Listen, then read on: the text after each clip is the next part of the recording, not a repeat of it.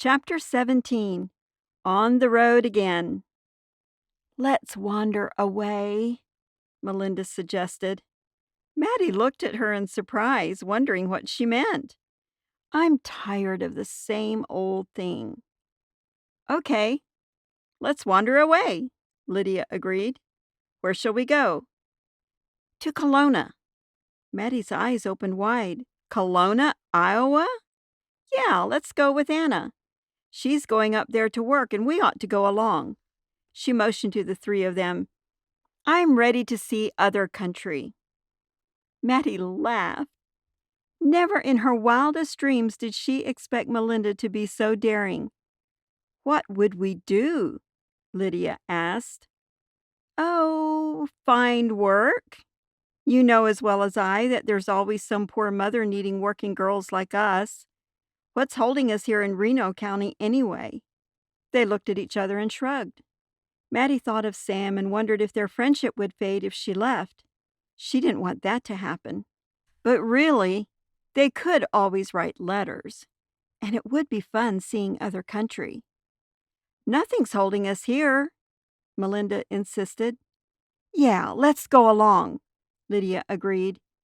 "Anna knows these people she's going to work for, and we could stay there until we get jobs." "Okay, let's go," Mattie chimed in.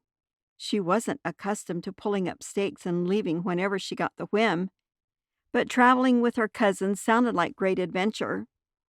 The four girls bought train tickets for Kelowna, Iowa, and began preparing to leave. The Sunday evening before their departure, Sam asked Mattie if she would write to him if he wrote to her. "Sure, I'll write to you," she responded. His eyes searched hers as though he too was worrying that their friendship might end when she left. "We'll be back," she assured him. "I hope so." He sounded doubtful. Mattie wanted him to believe that she would never break up, that she would never forget him, and that his feelings were more important to her than anything else. But she did not know how to put it into words. She looked down, unsure of herself. "I know you'll have fun," he brightened. "Oh, we will," she smiled, and lightheartedly suggested that he hurry and write so she wouldn't have long to wait. "Don't worry, I will," he responded. Then, with a wave of his hand, he retreated to his buggy, leaving her standing in the doorway. She was so thankful they had been able to be together once more before she left. Deep inside, a fear that it was their last date gnawed into her very being. Early the next morning, Mattie, Melinda, Lydia, and Anna boarded the train for Iowa. Again, Mattie was traveling eastward. Why the East seemed more cultivated, more exciting, more promising, was a mystery. She only knew that when she went east, good things happened. Ed Yoder met them at the depot and took them to their home. Anna was planning to work there, and the other three hoped to get jobs as soon as possible. Ed told them of several families who needed help. He said it was up to them to decide who wanted to work where. Mattie chose to work for Ezra and Edna Miller. They had 3 children and a new baby, so she expected they needed help more than the other families. When she arrived at the neat, white board house, she saw 3 little faces peering out of the front window. She chuckled in spite of herself and knew she would have her hands full. A stout woman opened the door and welcomed her inside. Mattie introduced herself, and the woman smiled and seemed most appreciative of her coming. She showed her the bedroom she would share with the little girls, and then asked if Mattie would mind preparing the dinner. Ezra would come in from the field soon, and she had not had time to get it started. "Of course I can," Mattie assured her. "Just tell me what you want." And so the routine began, just as it had so many times before when Mattie stepped into a home and restored order to chaos. "What's the baby's name?" Mattie asked Edna. "It's Chester," she replied. "That's nice. Chester Miller." Every day, Mattie eagerly awaited the coming of the mailman, hoping to receive a letter from Sam. He had promised to write, and Mattie knew he would keep his promises. Even so, time seemed to drag monotonously. Baby Chester cried. The older children fussed. Meals were cooked and laundry washed. When the letter finally arrived, Mattie caught her breath, then rushed upstairs to her bedroom where she could read it alone. It was short, but it was a letter from Sam, and that was what mattered. Mattie read and reread the letter, then turned it over, savoring this small communication with him. She would answer him tonight. When the baby was 6 weeks old, Edna told Mattie she would not need her help anymore, and Ezra would take her back to Ed Yoder's the next day. When they arrived at Ed's home, Mattie saw Melinda behind the house hanging the wash on the line. She must be finished with her job too, she thought. Is Melinda here to stay? She asked Anna as she entered the kitchen, where Anna was baking bread. Yes, she came yesterday and is helping me today. So Mattie crowded into the small bedroom with Anna and Melinda, sleeping on the floor beside their bed. Under other circumstances, it would have been an uncomfortable arrangement, but with her cousins, it was fun. One evening, Melinda suggested they leave and go to Indiana. To Indiana? Anna exclaimed. What do you want in Indiana? Oh, I don't know. Just to see other country. But we don't know anybody there. Anna laughed. I have a double first cousin in Goshen, Mattie said. Baby Sam Miller's wife, Mary. I think it would be fun to go there for Christmas. Yeah, I think so too. And let's go by bus this time. I'm tired of the train, Melinda suggested. We'll see what Lydia says when she comes back, Mattie said. When Lydia returned at the end of the week, she became just as excited about going to Indiana. But Anna decided to stay with the Yoders and let the other three go without her. Before they left, Mattie wanted to get a Christmas gift to send to Sam. The next Saturday, she and the other three girls made a special trip to town to shop. They browsed through one store after another, but Mattie could not find an appropriate gift. Shall we pick it out for you? Lydia asked, teasing. No, I'll find something yet, Mattie answered. Finally, she decided on a box of stationery, blue with a border of darker blue. She hoped he would like it, and she grinned smugly to herself it would be useful when writing to her. When she arrived back at Ed Yoder's home, she carefully wrapped the box of stationery in brown paper and tied it tightly with white string. She decided not to include a return address. After she reached Goshen and knew what their plans would be, she would send that. Carefully, she addressed the box and took it to the mailbox. On Friday morning, Anna took the three girls to the bus depot in Kelowna.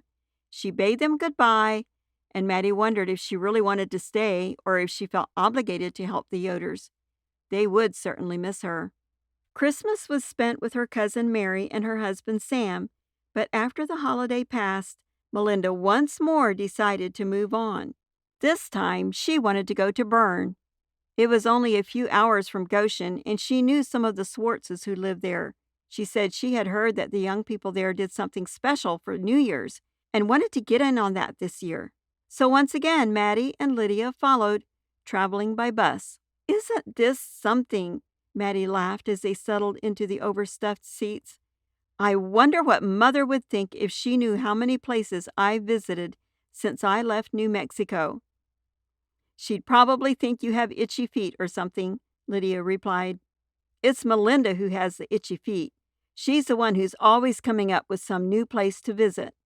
It's fun, though, Melinda defended herself. I know it is, Mattie giggled, feeling as if she were living in the lap of luxury. The Swartzes were surprised, but glad to see Lydia and Melinda, and welcomed Mattie as though she were one of them too. When Sunday arrived and the girls went to church, they met Anna Hilty, a beautiful young girl who invited them to stay at her house. So Mattie and Melinda went with her, while Lydia stayed at the Swartzes. I think Lydia has a shine on Peter Swartz, Melinda told them as they traveled along the frozen gravel road in Anna's buggy. It had no top or dashboard, and even in the middle of the day, Mattie felt as though her feet were freezing. That evening, while Melinda and Anna popped popcorn and schnitzed or cut apples, Mattie retreated to the bedroom and wrote Sam a long, long letter. She wrote of all they had done since leaving Iowa and of their plans to stay at Bern for a while, perhaps even getting jobs there. They didn't know. Mattie stared at the darkened window, wondering if she should tell him that she missed him and thought a lot of him. Would he think she was too forward to write that? But it was the truth. She did think a lot of him and hoped he thought just as much of her. But what if he didn't? What if he was just being friendly? Then she remembered the look in his eyes when they parted at Jake's home. His tenderness and sadness had touched her heart. Now she decided that, surely, he wouldn't think she was out of her place to tell him she thought a lot of him. So after signing her name, she added a P.S. and wrote that she missed him and thought a lot of him. Then, upon a whim, she wrote, "I love you." Carefully, she folded the letter and sealed it in an envelope. She put the Hilty's return address on the outside and scribbled on the back that he could send his next letter to her there.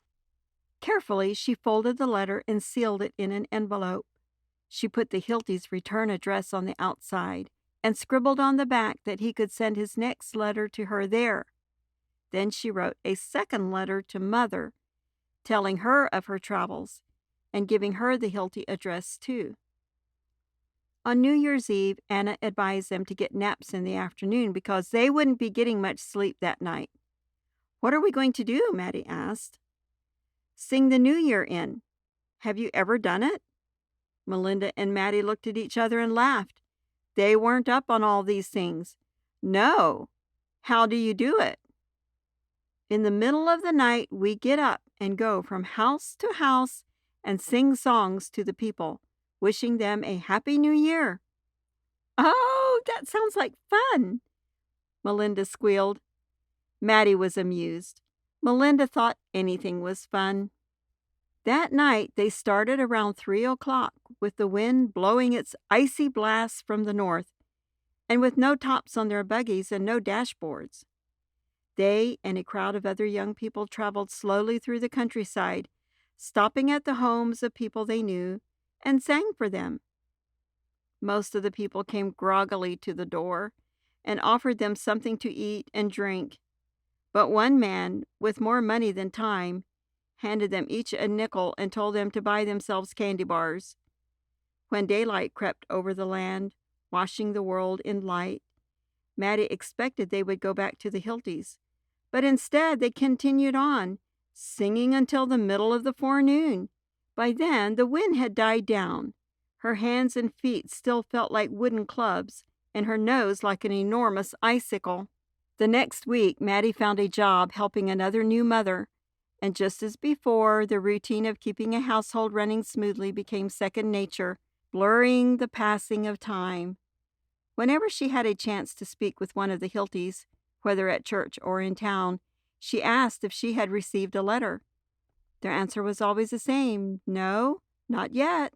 And then they would smile and assure her that they would see to it she got it when it came. One day she looked up from her bread baking and saw Anna drive in the lane. Her heart quickened, knowing that at last she had received a letter.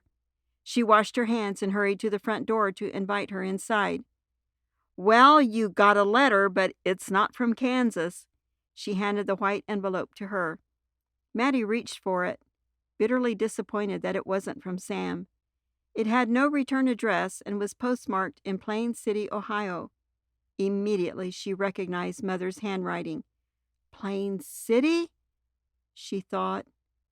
"Sit down," she motioned to Anna. Then she ripped the envelope open.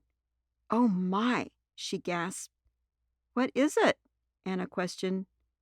"I don't know yet." She quickly read the letter to herself and then out loud for Anna. "Dear Mattie, we had to sell most of our things in New Mexico and are now living here at Plain City with Dotties. We hope to have a house of our own soon, but don't know where. Dan's moved to Elkhart County, Indiana, but Tobe's planned to come here too.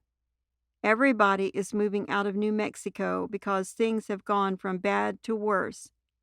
It would be nice if you could come and spend some time with us. Love, Mother." Mattie sighed and a lump formed in her throat. She wasn't surprised at all to hear that everyone was leaving New Mexico. Not surprised, but very, very sad. The end of an era had passed, an era of adventure and disappointments. All their shining hopes and dreams lay scattered among the barbed wire fences and adobe houses. New Mexico. It had broken them all. End of chapter 17.